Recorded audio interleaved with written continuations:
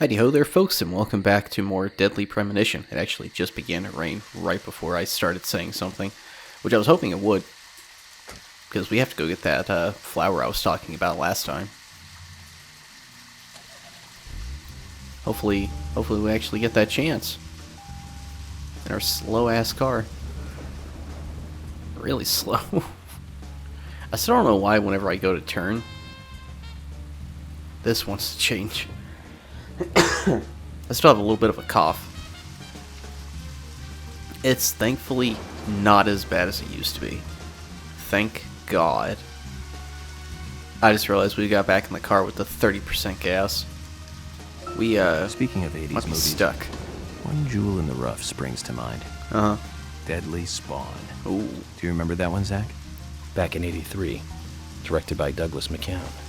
Right, it was filmed pretty cheap, but still it was pretty good. The monster design with the mouth crammed full of teeth, I loved it.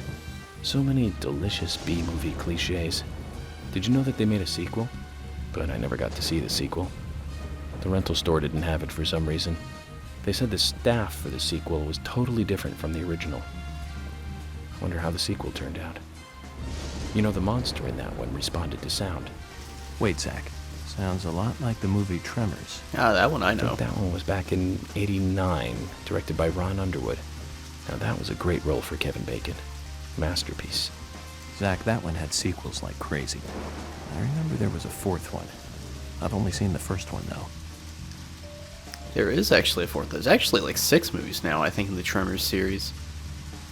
I haven't seen it. I think it's called Shrieker Island. Apparently that's supposed to be the last one, but they've been saying that for like years at this point. Tremors is such a damn good movie. If you haven't seen it, man, I recommend it. Watch the hell out of it. Yeah, there's the flower. I want that flower. Alright, come on. This is going a little bit... apparently I can't skip this. Thought I could skip this. Zach, is there something here that you want to check out? Yeah. You need to be at the community center by 1500 today. Just think of talking in front of all those people. I know, What do you right? think, Zach? It's going to get fun. Mm-hmm. Oh, man, burpees. Can I not? The car is in the way, really. Alright, let me back up a minute. Hang on. Before it stops raining, I need to... There we go, now I can skip it. No, damn it. Get out of the car, York. Get out of the fucking car. Here we go. I want this flower. This flower. There's something very mesmerizing about it. I wonder what it's called. I'll take one with me and ask someone later. Flower with no name. Because we haven't started the side quest. But I want it. Because it's literally right here. You might as well grab it since you're here. And I usually have good luck, and it is raining whenever I come here. We have 22% gas. We're not going to get far. Considering that I think this car has like shitty gas mileage. But I mean, look how big the damn town is. Probably has like amazing gas mileage. Where am I going? That's another question. I actually want to see, I think George is close by. Where's his house? Oh shit. That's Brian's house. Fuck Brian. I don't want Brian. Going through Cope's Tunnel.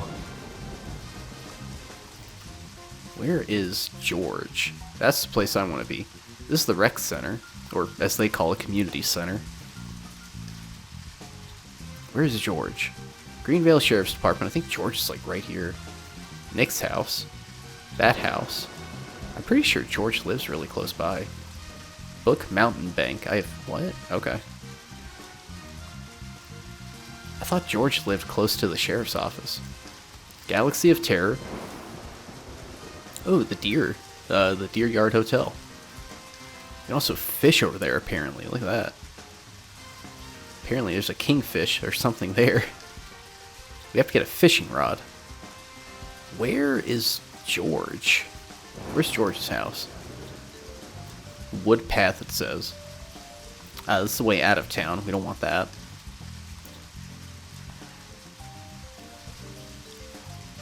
I could just cycle through them, but I know where I kind of am right here. I don't want to cycle away from it. As I bet George like lives on the other part of fucking town. Thomas's house, Carol's house, Fiona's house. That looks like a hotel. Bergamot Farm. That's not it. Is he over here? No, it's another way out of town. Shit. Alright, well, we're just gonna cycle. Becky's house. The Muse Gallery. Harry's Mansion. Galaxy of Terror. Usha. Polly. The Milk Barn. A&G Diner. Diner. What's that? I forget what that icon is. Anna's house. Or Anna's house, I should say. That's Nick's house. Keith's house. Substation. Richard's house. Quint's house. Panda Bear. George's house right here. He's by the junkyard. Okay. I believe then. Alright, where's the shit on the map? Aha, here we are. Okay. So, we're not going to take Cope's Tunnel. Instead, we come this way. And then, yep, plops us right in front of George's house. Hell yeah, I don't think I'm going to make it, though. Because I'm here. I mean, I might make it. On 20% gas. Let's do it, boys. Run this fucker dry. Burn up the fuel pump. I just need to remember to take a left at Cope's Tunnel. Tremors. I think Fred Ward was in it. He is. You say Fred Ward, and I say Remo Williams, The Adventure Begins. That one was back in '85, I think. Directed by Guy Hamilton. Guess Hamilton was aiming to start a series like 007, but it had no sequels. A real shame. Do you remember the martial arts they used in that film? Called Senanju?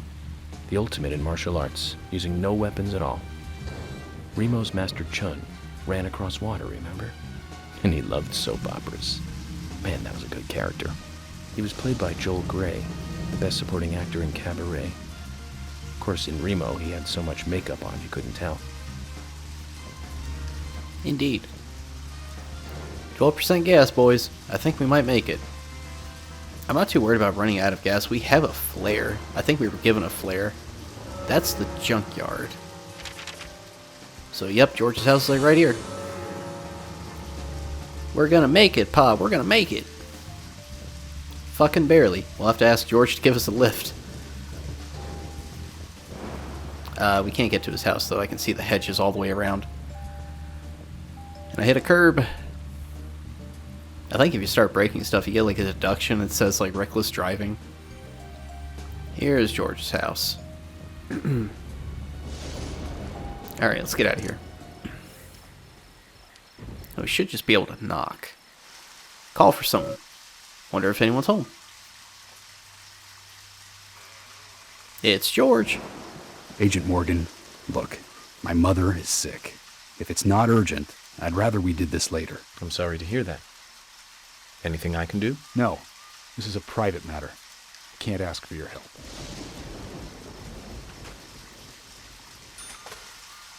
I'm pretty sure, though, if you keep bugging him, eventually he'll relent. Agent Morgan, look, my mother is sick. If it's not urgent, I'd rather we did this later. I'm sorry to hear that. Anything I can do? No, this is a private matter. I can't ask for your help. Oh well. Damn. I could have swore we could have done this like right away. George is also one of the few houses you actually can't look in.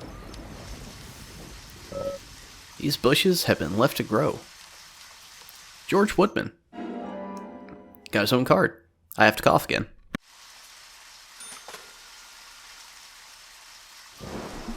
Yeah, like I said, it's not nearly as bad, but damn is it still bad.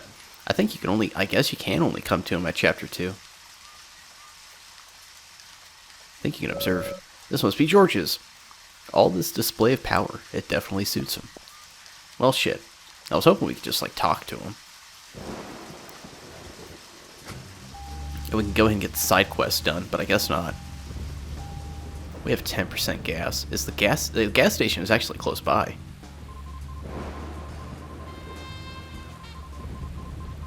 Oh, you hear that beeping? Ew. But no, a lot of the houses you can actually look in if you really want to. You can peek around all the windows. I hope The gas station is down this way. And it looks like it might be farther than I thought. Now, Joel Gray's daughter is, of course... That's right, Jennifer Gray. You knew that, right, Zach? Jennifer Gray. She's in one of my most favorite movies, Ferris Bueller's Day Off, Uh-huh. 1986, directed by John Hughes. Huh, that one was so 80s. Zach, you're not the most cheerful guy I know. But you really do like those cheerful movies. We used to love those teenage movies back then, didn't we? Breakfast Club and Pretty in Pink, St. Elmo's Fire, and Fast Times at Ridgemont High. That last one was in 1982, directed by Amy Heckerling. Now that was an impressive film. You've got Sean Penn in the lead, with Jennifer Jason Leigh and Phoebe Cates. Not to mention Nicolas Cage and Forrest Whitaker were in it too. And the original book and the script were written by Cameron Crowe. How could that not be a great film? Do you remember, Zach? When that movie ended, the last words, the end, was from an arcade game. That's right, it was from Missile Command. That stuck in my head for a while. The memories. I feel like I have a lot of movies to catch up on. Let's just hope we can get to the end of this case soon. Then maybe we can catch up on a few. Give some thought about what movie you want to see next, Zach. I'm telling you, I love these little conversations. Yeah, we need gas. Well, hello, who are you? Coming out in the rain. Daisy Dukes. Oh, I've never seen you here before. Good God, we're so You in fucking town close. to see some sights? Gina the Rose, Jack's wife. What's your name? I'm Gina. Folks call me the Rose. I'm Francis York Morgan, FBI Special Agent. I'm investigating the death of Anna Graham. FBI? Wow, how cool. And ooh, I like that scar. Do you have any info on Anna or any suspicious individuals? Ugh, I hate that complex stuff. Let's have a more simple conversation. Simple.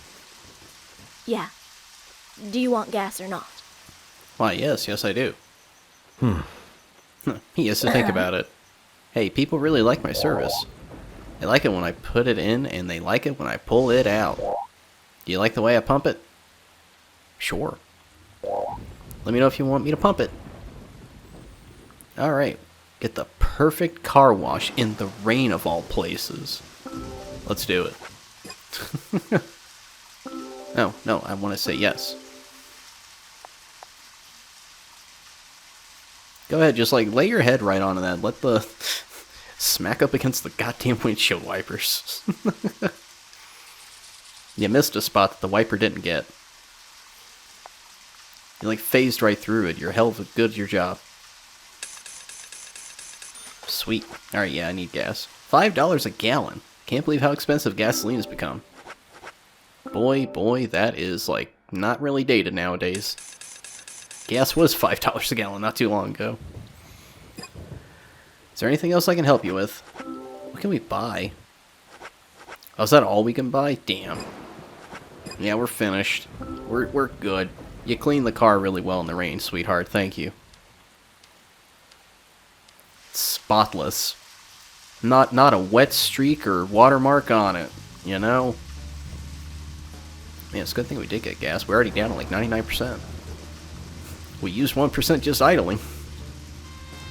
Fun damn times. A lot of those movies, too, York was talking about. A lot of them are directed by John Hughes, like The Breakfast Club and Ferris Bueller's Day Off. So we can't talk to George. That's unfortunate. We can try going to the junkyard, though. Where we are, Chapter 1, I doubt it'll let us start the mission, though. The side mission that I was telling you about. I don't think so, though. I'll have to see. Come on, go faster, man. Okay, Zach. I've been thinking about what movie I'd like to watch next. Do tell. And finally, I've made a decision. It's always hard to narrow it down just to one movie, but I've put a lot of thought into this, and I'm sure you'll agree with me. 1975. Directed by Steven Spielberg himself. The grandfather of panic movies. Set in a small town in Massachusetts. Talking about Jaws. That movie made me stay away from the beach for years. I was always afraid that a hand might come floating up. You know what I'm talking about, right? Yeah? It's Jaws. The underwater camera work accompanied by that John Williams music. I'd never been that scared by a movie before. But the best thing about it is that it isn't just another panic movie. The mayor who won't close the beach even when there are so many victims. And Chief Brody putting the citizens' lives above all else. The film gave a lot of time to the dispute and friction between them. It certainly had a lot of messages for a 2-hour film. That's probably another reason why it was such a record-breaking hit. One of my regrets in life is that I didn't see it at the movie theater. I guess I was still just a child back then. But still, I wanted to taste that terror in real time. That reminds me, Zach. Did you know this one? Jaws also appears in another movie that was produced by Spielberg, the second Back to the Future. It was directed by Robert Zemeckis, who later made Forrest Gump. That's also a masterpiece, of course, but we'll discuss that another time. So, the scene where Jaws appears is right after Marty McFly goes 30 years into the future. He passes by a movie theater and is attacked by a holographic shark. Marty is shocked, of course, but looking closer, he sees the words, Jaws Part 19. The director is credited as Steven Spielberg Jr. In reality, there were actually only 4 Jaws movies. It was still a great joke. 30 years from 1985 would be 2015. We'll be there pretty soon. I wonder what life would be like by then, Zach. About the same. About the same, honestly. Truth be Zach, told. is there something here that you want to check out? Yes. We need to be at the community center by 1500 today. Just think of talking in front of all those people. What do you think, Zach? It's going to get fun. Yeah, truth be told, Jaws is one of those movies I did wish I saw in the theater. Never got the chance. There are some places around here that do they have like retro nights or vintage nights, whatever they call them. And it does stream that movie. Honestly, the best way I want to be able to watch it is like a drive-in theater. I think that would be amazing. That's just me, though. I'd love to see that in a drive-in. Rachel doesn't like the movie, though. She feels like it demonizes sharks. Which, I mean, it kind of does. It really messed up a lot of shark stuff for a while. Because it made people just terrified of them. But it's a little bit more of a deeper meaning than that. At least to me, I know there's deeper meaning.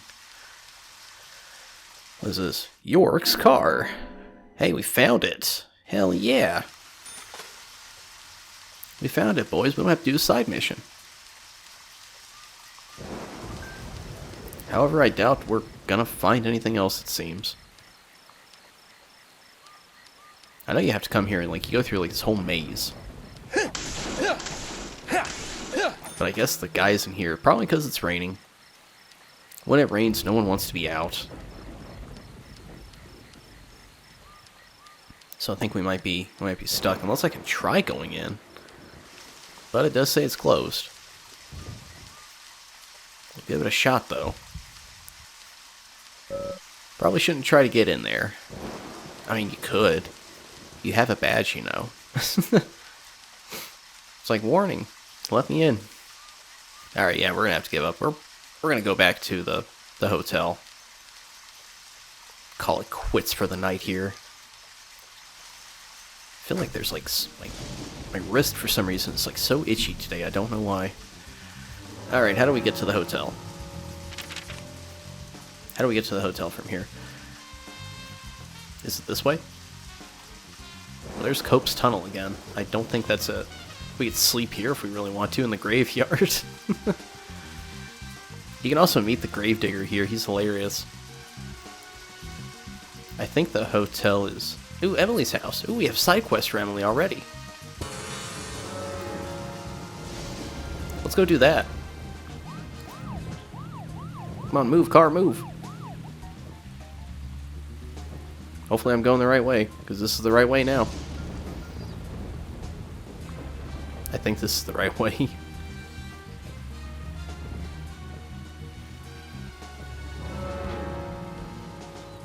What is this place? Oh, it's George's house again. Emily is down here. Down the same road. Oh, you saw that? We got some air. Oh, he's humming.